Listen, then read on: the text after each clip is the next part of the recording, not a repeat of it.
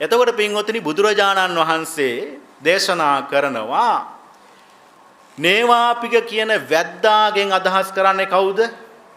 මාරයා. මාරයා. ද මාර සංකල්පය ඔයත් දන්නවා බුදුරජාණන් වහන්සේගේ දේශනාවේදී දේවපුත්ත මාර, කිලේශ මාර, ස්කන්ධ මාර, පාපි මාර, අபிසංකාර මාර කියලා මේ ප්‍රධාන වශයෙන් ප්‍රභේද 5කට බෙදෙනවා.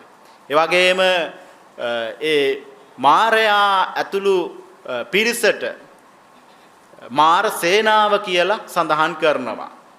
කාමය, අරතිය, ඒ වගේම සාපිපාසාව, තෘෂ්ණාව, තීන මිද්දය, ගුණමකු බව, ආත්මාර්ථය ආදී මේ 10 දසමාර සේනාව හැටියට සඳහන් වෙනවා. දසමාර සේනාව කියලා කියන්නේ වැඩි පිරිසට. එතකොට වැඩි රජ්ජුරුව තමයි මාරයා. වැඩි පිරිස තමයි දසමාර සේනාව. මුවරංචුව කියලා කියන්නේ කවුද?